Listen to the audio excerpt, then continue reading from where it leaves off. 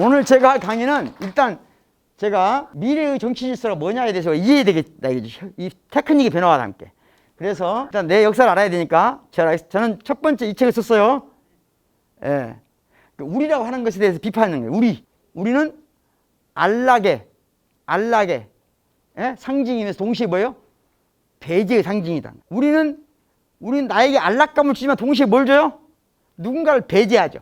예를 들자면 이상한 게 있어요. 시민자유대학을 만들어. 그러면 시민자유대학을 좋아하는 사람이 있겠죠. 열심히 하는 사람이 있겠죠. 같이 막 더 나오는 사람이 있겠지. 그 사람들이 막 친하게 지내는 것처럼 보이겠지. 우리라는 생각이 생기겠지. 그러면 어딘가 누군가 나중에 와서 나도 시민자유대학 한번 가볼까 하고 몇 번 나와보거든. 그럼 그 사람들이 보면 뭔가 내가 끼기 어렵다는 느낌이 있어 없어요? 있지. 중요한 게 뭐냐면요, 좋은 사람을 만나야 돼요. 좋은 사람 만나는 게 가장 중요해. 그러려면 좋은 사람을 어떻게 만나냐? 우리가 하나면 안 돼. 지금 여러분이 느끼는 우리가 적으면 적을수록 그 사람은 그 우리를 지금 괴롭히고 있는 사람이야. 그 다음에 이제 진보에 대한 신앙. 진보란 말이 항상 갖고 있는 위험성이 있는 거죠. 왜 위험해요? 진보한다는 건 뭐예요? 발전한다는 거잖아. 발전하려면 뭐가 필요해? 내가 지금 발전했나 안 했나 어떻게 알아? 당신이 발전했는가, 우리 둘이 발전했는가 안 했는가 하려면 뭐 해야 돼요? 둘 다 공유하는 기준이 있어야 되겠지. 근데 대체로는 그렇지 않고 네가 발전했는가 안 했는가를 내가 평가해. 그러면 어떻게 되는 거예요? 그거야말로 가장 강력한 폭력인 거예요. 그러니까 진보에 대한 믿음이 결국은 누구를 중심으로 세상을 편성한가? 가장 앞서가는 사람 중심으로 세상을 편성하는 거다. 다 그렇다는 건 아니에요. 그럴 수 있는 위험성을, 그래서 진보라는 게 얼마나 제가 했더니요. 그 다음에 이제 이 새로운 특이한 현상이 있는 거예요. 어느 날 갑자기 문파가 등장했어요. 이걸 이해하지 못하면 새로운 시대를 이해할 수 없다라고 생각해서 이거 연구를 한 거예요, 제가. 이게 무슨 말이냐면 간단히 얘기하면 이런 거예요. 모든 시민은, 여러분 지금 유튜브 보시면 알겠지만 사람들이 이렇게 방송하기를 좋아하는구나. 이렇게 사람이 자기 표현하기 좋아하는 거예요. 여러분도 지금 내가 듣고 있어 그렇지 말 시키면 잘해 다르구나. 그래서 중요한 게 뭐냐, 사람은 누구나 가장 강력한 욕망이 뭐냐, 말하는 거예요. 왜? 말이란 권력이기 때문에. 말이란 권력이에요. 권력은 다른 게 아니에요. 내가 말을 했을 때 그 말을 듣는 사람의 숫자만큼 권력이 있는 거예요. 이해하시겠어요? 프레젠테이션 알죠? 자, 프레젠테이션을 다시 R2를 붙여. R2를 붙이면 리프레젠테이션이란 말은 한쪽으로는 대의도 되지만 다른 쪽으로는 과시도 되는 거예요. 다시 말하면 내가 여러분들의 의견을 프레젠테이션 한 것을 모아서 제대로 리프레젠테이션 하면은 이게 대변이야, 대변. 그런데 지 생각을 가져와서 여러분한테 프레젠테이션 해버려. 그럼 뭐예요? 과시가 되는 거예요. 근데 지금 우리 시대가 뭐냐? 의회와 언론이 리프레젠테이션을, 우리가 프레젠테이션을 하는 것을 리프레젠테이션을 과시적으로 하기 때문에 그걸 못 견딘 시민들이 스스로 내가 뭔가 하겠다는 것이 이상하게 출현된 것이 문파다 이거예요. 이거 문파는 곧 없어져. 새로운 문파는 계속 생겨나. 다른 이름으로. 새로운 현상이다. 의회와 언론이 리프레젠테이션을 제대로 못할 때 주권자가 어떻게 기이하게 등장하는가 하는 걸 연구한 거예요. 자, 오늘 얘기하려는 핵심이 뭐예요? 저기 프란시스 후쿠야마라는 사람이, 프란시스 후쿠야마가 역사의 종말이라는 책을 썼어요. 어마어마하게 인기를 끌었어. 한국에도 차인석 교수가, 서울대학 차인석 교수가 이거 소개하기 시작해가지고 한국의 그 당시 진보 진영에 마치 그냥 망치로 때는 것처럼. 최근에 쓴 글을 내가 읽어봤어요. 읽었는데 최근에 쓴 글에 이런 말을 썼어. 정치적 쇠퇴의식이다. 이때가 정치적 쇠퇴의식이에요. 그러면서 이 사람 뭐라고 하냐, 지금 정치가 없다는 거예요. 정치 상실, 정치가 소멸하고 있다는 거지. 이 사람 소멸을 좋아해. 정치 소멸. 그러면서 뭘 주장하냐, 왜 위기의 원인이 뭐냐, 강력한 엘리트 그룹. 자, 아주 쉬운 말로 하면요, 미국은 왜 처음에 우리가 트럼프하고 누가 붙었죠? 트럼프하고 힐러리가 붙었죠. 이 중에 여러분들 힐러리 지원하는 사람도 있고 트럼프 지원하는 사람도 있겠지만 저는 뭐 누구도 지원하지 않았지만 그래도 그냥 트럼프가 될 거란 꿈에 생각 안 했어요. 자, 그런데 왜 트럼프가 왔겠냐는 거예요. 미국이 이미 정치 집안들에 장악된 거예요. 쉽게 말하자면 그 당시에 트럼프, 누구죠? 미국의 만 정치가 민주당의 누구죠? 힐러리가 붙었던 사람? 버니 샌더스. 버니 샌더스는 미국의 정치 가문 중에 엘리트가 아니에요. 아직은 가문이 아니란 말이야. 가문이 호리를 단신 그냥 출세한 놈이지. 이런 놈이 대통령이 될 수 있는 구조를 미국이 안 갖고 있다는 거예요. 그러니까 사람들이 질렸어. 질렸으니까 어떤 놈인 거야? 사람들은 그러면 샌더스를 뽑는 게 아니고 특이하게 어떤 사람을 뽑냐? 어떻게 더 이상한 놈을 뽑아버려. 대중은 그렇다니까요. 더 이상한 놈을 뽑아. 그러니까 전통적인 정당 집안을 갖고 있지도 않고 정치 엘리트 집안도 아닌데 이걸 깰 수 있는 사람은 더 강력한 뭔가 파워가 있는 사람이 있다고 생각해. 그러니까 그럴 때 정치가 쇠퇴할 때 사람들은 누구를 지향하냐? 정반대로 가장 탈정치적인 사람을 지향한다는 거예요. 그래서 포퓰리즘이나 파시즘이 등장하는 거예요. 정치라는 것은 적과 동지의 전쟁이라고 하는데 지금 좌파 우파 적이 바뀌고 있다. 이건 유럽에서 논의되고 있는 걸 내가 한국식으로 바꾼 거예요. 미국에서 보면 거예요. 좌파의 적이 옛날 지금 검찰이라고 생각하시는 분 구좌파예요. 구좌파. 언론 삼성이라고 생각하는 사람은 구좌파야. 지금 좌파에게 적은 남자다, 가족이다, 원자력이다, 헤지펀드다 이런 사람들이 신좌파야. 전 세계 여러분들은 지금 어디에 속한 것 같아요? 좌파라면? 우파라면, 여러분이 우파라면 제일 싫어하는 사람 누구예요? 우파가? 운동권이 386 제일 싫어하죠? 그 다음에 누구 싫어해요? 전교조, 특히 전교조 싫어해요. 특히 그 다음에 전라도 싫어해요. 이게 구우파예요. 신우파는 뭘 싫어하냐? 동성애 싫어해, 외국인 싫어해, 특히 배운 여자는 더 싫어. 시대가 지금 이리 가고 있다. 이렇게 왔다. 이걸 동의하든 동의하지 않든 그런 변화가 있다. 그래서 양극화가 이루어진다는 거예요. 양극화는 가장 큰 문제는 뭐냐? 정치가 쇠퇴한다는 건 도덕이 정치화되는 거예요. 문화가 정치화되는 거예요. 예술이 정치화되는 거예요. 다른 말로 하면 가장 극단 중에 극단이 뭐냐? 사법의 정치화예요. 사법의 정치화. 법이 정치화되는 거예요. 지금 이 나라가 그 모양 그 꼴인 거예요. 법적, 사법적 기관의 최고의 역할을 하는 사람들이 갑자기 정치하는 거죠. 그런데 그래서 이럴 경우 이 양극화의 가장 심각한 문제는 뭐냐? 불신이 강화되는 거예요. 아주 쉬운 말로 하면 동성애를 가지고 좌파, 우파가 나눠진다? 그러면 서로 화해가 돼야 안 돼요. 이런 건 안 된다니까. 그게 문제고 그러면서 뭐가 생긴다? 불신이 강화되고 지금 미국 공화당 당원의 70%가 지난번 대선이 믿지 않아요. 지난번 대선, 저가 집권당했으면서 지금 부정선거했다는 거예요. 부정선거. 이 정도면 상태가, 지난번 총선 우리나라 부정선거 아니에요. 부정선거가 민사에 많아요, 안 많아요? 많아. 그게 뭐예요? 이 정치적 양극화의 특성인 거예요. 이해하시겠어요? 그래서 이제 문제를 해결하려면 기본적으로 저는 헌정 애국주의자예요. 헌법 애국주의자. 헌법 애국주의자 가는데 헌법 애국주의가 뭔지 모르죠? 그건 나중에 설명하기로 하고 시간이 없으니까. 그래서 문제는 데모크라시가 끝나고 있다. 포스트 데모크라시 시대 가장 중요한 것은 아까 광장에서 프레젠테이션 하면 의회에서 리프레젠테이션 하는 이 선순환 구조가 과연 가능한가 하는 게 문제의식이고, 그럴 때 우리가 현실을 먼저 파악해야 되는데 지금 세계는 첫 번째 메타피직에서 메타버스로 가고 있다. 메타피직에서 뭐라고요? 메타버스로. 메타버스 아까 지금 두 번째 강의 때 한다고 그랬죠? 메타라는 것은 메타가 뭐예요? 원래 메타란 말의 출발은 뭐뭐 뒤에예요. 뒤에.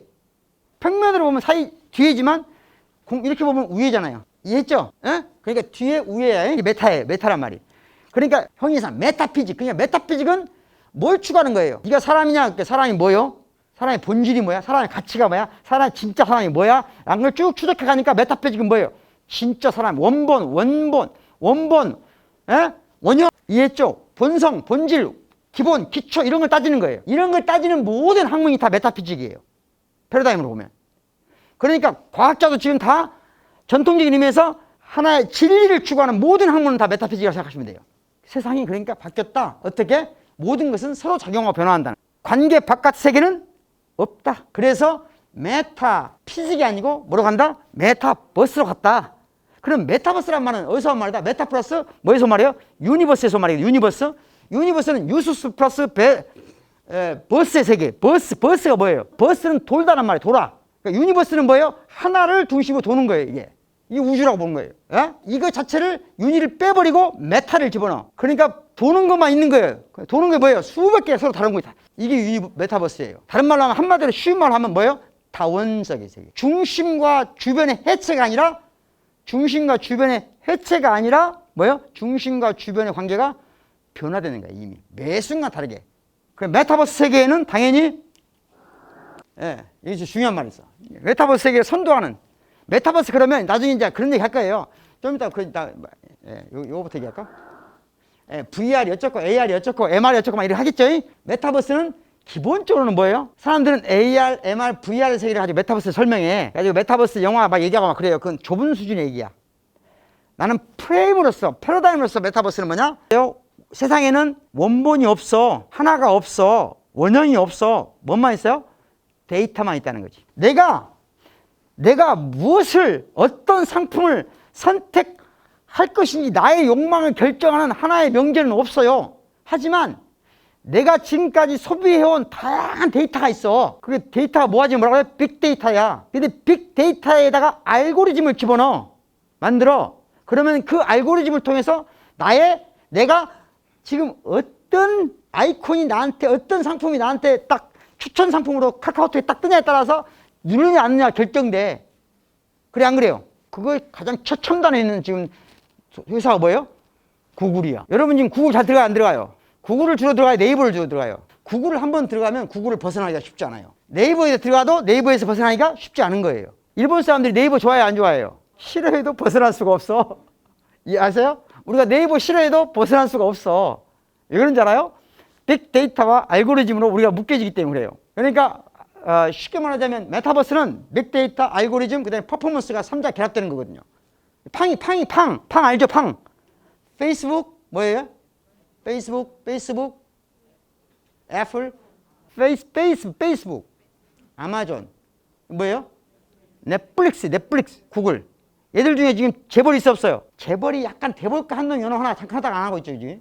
얘 약간 그러고 그냥 다 뭐예요? 대기업이에요. 그냥 대기업. 근데 우리나라에 지금 카카오 지금 뭐예요? 이 새끼들이 똑같이 삼성하고 현대 하는 식이 뭐 어디 있어 지금? 이건 재벌이 이거 재벌. 이건 막아야 돼 사실은. 엄격히 말하면 쓰레기가 되어가는 거예요. 쓰레기가. 이거 심각한 거예요. 아주 심각해. 그래서 내가 논문 제목을 월요일날 칼럼 제목 이렇게 정해놨어요. 삼성 현대보다 네이버 카카오. 이걸 지금 우리가 지금 구글 최소 공급자 최대 사용자 네이버가 지금 그 상황이죠. 그러니까 네이버나 카카오는 공공재라는 접근이 필요하다.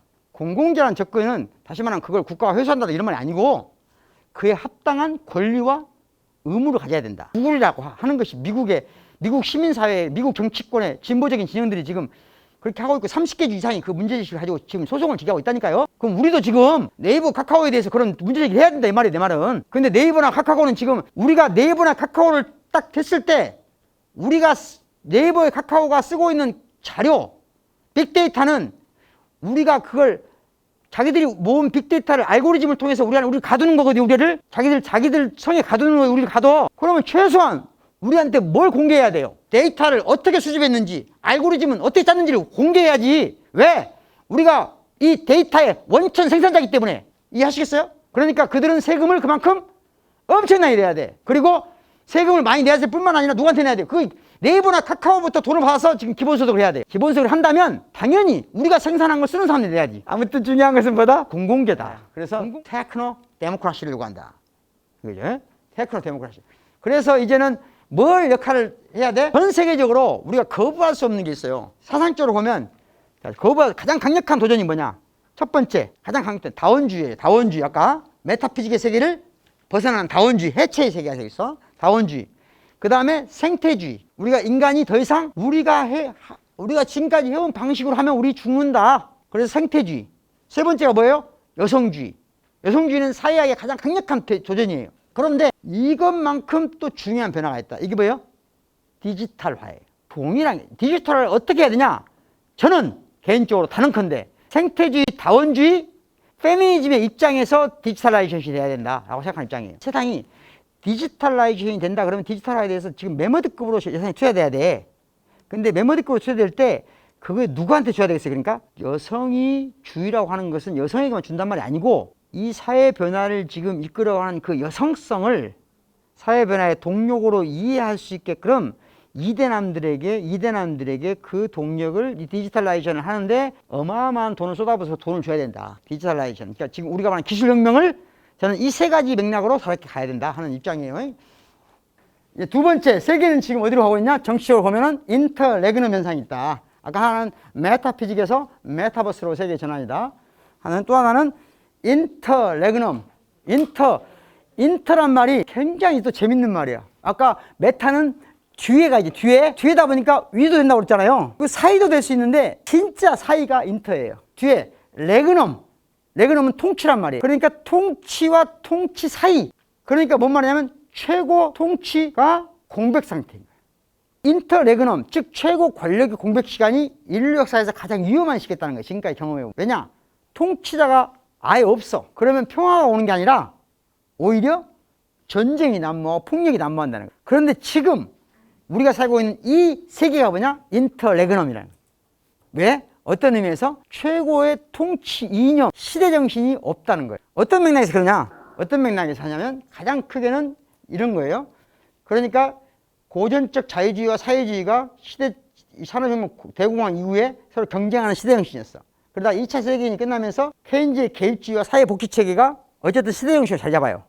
전 세계적으로. 그러다가 70년대가 되면 뭐가 돼요? 신자유주의. 우리가 말하는 신자유주의가 1970년을 기점으로 미국에서는 레이건, 그다음에 미국에서는 누가 오죠? 영국에서는 내처 수상이 오고, 그다음에 마지막 2008년에 금융위기가 와요. 2008년 금융위기가 올 때 아주 쉬운 말로 하면 신자유주의가 종말을 구한 거예요. 다음은 우리나라는 어쩔지 모르죠, 지금 이제. 몰라, 아무도 몰라. 그런데 문제는 바로 그 2008년에 신자유주의가 종말을 구하면서 코로나와 함께 나타나. 그런데 우리 세대에 지금 시대정신이 있어 없어요? 대통령이 나온 사람들은 막 지가 시대정신하고 한쪽에서는 공정했었고 막 한쪽에서는 뭐.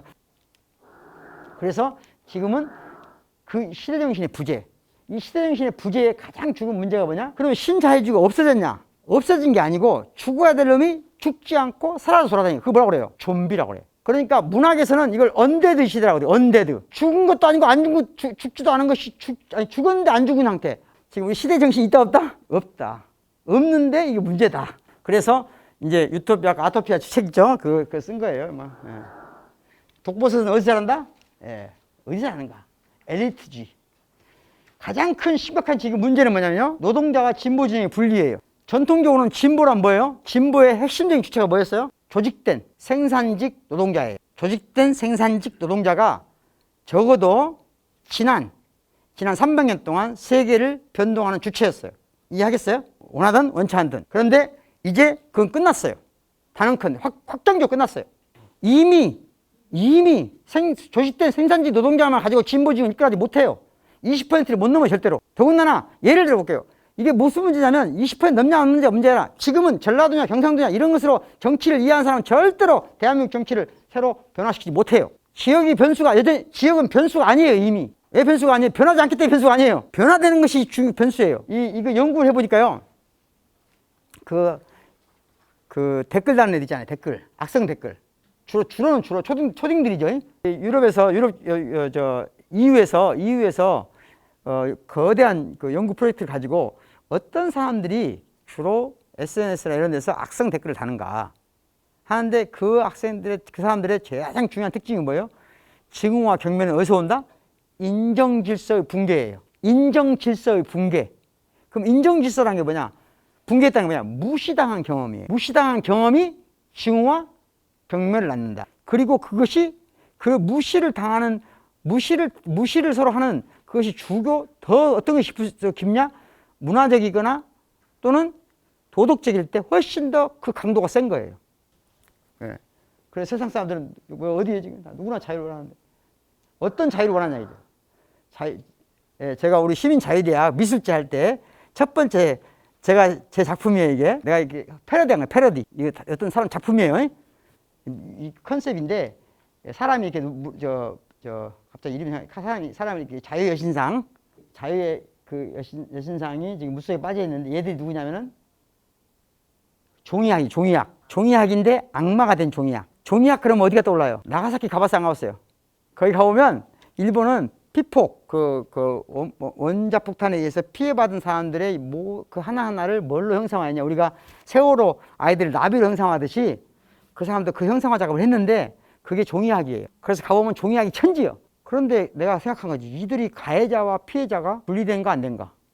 미국은 자유의 수호자인가? 자유를 물속에 빠뜨린 자인가? 그때 내가 트럼프가 지배할 때, 트럼프 아니 전인가? 하여튼 그 미국과 일본을 동시에 자유를 몰락시킨 자들이라고 내가 비판하기 위해서. 예, 지금 유럽에서는 폭동이 나고 있어요. 실제 사진이에요. 유럽에서 폭동이 나는데 재밌는 게 뭔지, 제가 지난번에 칼럼에서 쓴 스페인 마드리드에서 그 말을 듣고 공산주의가 되기 싫어서 3만 명을 죽음으로 몰아간 정부를 45%를 지지해버려요. 20%밖에 안 되는데 이게 자유의 혁명이에요? 자연의 폭동이에요? 나는 자연의 폭동이라고 지금 생각해요. 폭동이다. 이때 자연이라는 게 뭐냐 하는 거지. 그래서 제가 지난번에 그런 칼럼을 썼죠. 화장예찬. 보들레르라고 들어봤어요? 보들레르? 아무튼 그 사람이 쓴 화장예찬이 무슨 글이냐? 화장예찬이, 그러니까 여러분 몬드리안 이런 거 들어봤어요? 몬드리안이 그림이 보면 다 사각형이 되죠. 그 왜 그런지 알아요? 자연에 대한 경멸에서 온 거예요. 자연에 대한 경멸. 한때 이게 유행했어요. 그런데 낭만주의가 좀 가다 보면 자연을 중시하다 보니까 뭘 중시하게 돼요? 민족주의로 흐르게 돼요. 나중에 민족주의나 파시즘과 연결돼. 모든 사상이 빛과 어둠이 있는 거예요. 그러니까 그런 민족주의로 흐르는 파시즘적 경향을 하는 낭만주의에 반대하기 위해서 자연은 그런 게 아니다. 그러니까 문명을 상징하는 말로 화장이라는 말을 쓴 거야. 맨낯을 드러내지 마라. 민낯을 드러내지 마라. 그러니까 지금 여러분들은 화장을 예쁘게 했네. 애들이 공부를 안 해가지고 자연적이야. 자유에 관한 논쟁들을 쭉 설명하는데 시간이 너무 많아서 이거 안 하고요. 예, 하여튼 한 가지만 얘기하면 뭐냐면, 자, 간섭받지 않는 게 자유일까요? 새로운 공화주의 세상이 있어. 그건 뭐냐? 간섭은 서로 할 수 있다. 근데 뭘 하면 안 돼? 지배하면 안 돼. 지배, 도미네이션. 그러니까 비지배 자유, 이런 걸 말하는 거예요. 아주 쉬운 말로 하면 이런 거예요. 지배하지 않게 좋은 방식으로 간섭하며 사는 거. 이게 사회, 미래사회 공동체가 돼야 된다 하는 게 신공화주의 사상이에요. 불안은, 우리가 살고 있는 사회는 가장 문제는 불안이에요. 불안. 불만이 아니에요. 불안. 불안은 복종의 아버지다. 이게 내가 만든 말이에요. 불안하면, 사람을 복종시키는 방법은 불안하게 만드는 거예요. 왜 우리를 불안하게 만들어요? 복종시키기 위해서. 우리 지금 불안해요, 안 불안해요? 불안하면 복종하게 돼 있어요, 반드시. 여러분 불안해요, 안 불안해요? 선생님들, 나는 내가 65세까지 정년보장 받은 철밥통 교수예요. 국립대학. 그런데도 불안해, 안 불안해? 불안하게 만들지. 연구 안 하면 뭐 안 줄 것처럼 하고, 연구 안 하면 막 공포한다 그러고 막, 그러니까 불안해, 안 불안해? 그렇게 불안하게 해서 복종시키는 거예요. 그래서 세계는 지금 이 대결이다. 대결을 빠르게 진다. 도시의 배운. 그러니까 미국에서 지난번 대통령 선거 때 그런 말이 많았거든요. 배운 도시의, 대학을 나온 도시의 여자와 민주당을 지지하는 거예요. 고등학교를 나온 소도시의 생산직 노동자는 공화당을 트럼프를 지지. 물론 이게 딱 이렇게 되지는 않죠. 예. 이런 세상은 더 이상 돌아오지 않는다는 거예요. 이거 뭐 옛날에는 다 이렇게 남자들이 여기 가서 공론장을 주도할 때야. 담론을 주도하던 시절이야. 공부도 남자들이 있어. 이때 여성운동의 출발이 뭐예요? 블루스타킹 신고 여성운동 첫 번째가 뭐였어요? 책 읽기요. 글쓰기요. 일기쓰기. 그때는 남자만 글을 썼거든요. 여자가 글 쓰는 게 혁명이었어요. 저항이었고. 근데 지금 어째요? 여자만 글을 읽고 여자만 공부를 하네. 그럼 어떻게 되겠어요, 이제? 남자들은. 자발적 이유인가야 되는 거예요. 응? 제가 지난번 칼럼 제목이 증오의 밭에서는 꽃이 피지 않는다. 증오의 밭에서 칼바람을 불 수 있지만 꽃은 피지 않는다. 얘기하면 길지만 그렇습니다. 그래서 우리가 먼저 지금은 이 여성들과 이 남자들의 혁명의 기간이다. 지금은 여성혁명의 시기예요. 보이지 않는 여성혁명의 시기예요. 이 시기에 증오의 밭에서는 이 여성혁명이 실패한다는 게 내 입장이에요. 증오가 되면 안 된다. 그러니까 지금 20대 이대남의 증오는 곧 여성혁명의 실패를 의미하는 거예요. 이해하겠어요? 내 말이 무슨 말인지? 그리고 이대남의 증오의 발판 위에서 지금 누가 나타나고 있어요? 이상한 정치인들이 나타나고 있죠. 걔들이 세상을 지금 지배하게 되면 여성혁명은 역성혁명이 일어난다. 이 역성혁명이에요. 카운터 레볼루션인 거예요. 테크니컬 리볼루션이 아니고 카운터 레볼루션. 역성혁명이 지금 진행되고 있죠, 한국에서. 저는 이준석 현상을 역성혁명이라고 봐요. 여가 뭐 없애보자는 얘기도 역성혁명의 징표예요. 예, 제가 항상 강의 마지막에 보여주는 거예요. 제가 제일 좋아하는 그림. 예. 밀밭. 바람이 되고 구름이 되고 먼지가 돼요. 아파야 진리는 보이는 거예요. 감기라도 걸린 상태에서 그림을 봐봐라. 그러면 세상이 달리 보여. 아플 때 또 남편이 싫으면 그건 헤어지는 게 좋아요. 아플 때는 그래도 힘이 돼줘야 돼. 그게 진짜 모습이 나타나거든. 응? 그러니까 아플 때 잘해줘야 되겠죠? 이 모든 건 어디로 가야 된다? 시민자유대에 가야 된다. 예, 그래서 제가 이제는 미래 세대는 뭐냐? 17세기의 커피하우스가 지금은 이렇게 공부 모임으로 되는 거예요. 이렇게 해서 나중에 좀 더 친해지면 이렇게 그룹에서 독서 모임도 하고 이렇게도 하고, 이것이 미래의 변동을 이끌어가는 테크니컬 레볼루션을 역성혁명으로, 반혁명으로 또는 이상한 혁명으로 증오를 길러내는 쪽이 아니라 이 테크니컬 유니버스 세계에서 모두가 서로 다원적인 생태주의적인, 그러면서 이제까지 모든 의미에서 배제되고 소외됐던 페민이 세계의 주체가 되는, 함께 성장하는 남성과 여성이 함께 주체가 되는 그런 세상으로 테크닉 레볼루션을 이끌어갈 수 있다. 이 모든 걸 하는데 어디라고요? 시민자유대학을 사랑하면 후원하시고 참여하시기 바라겠습니다. 고맙습니다.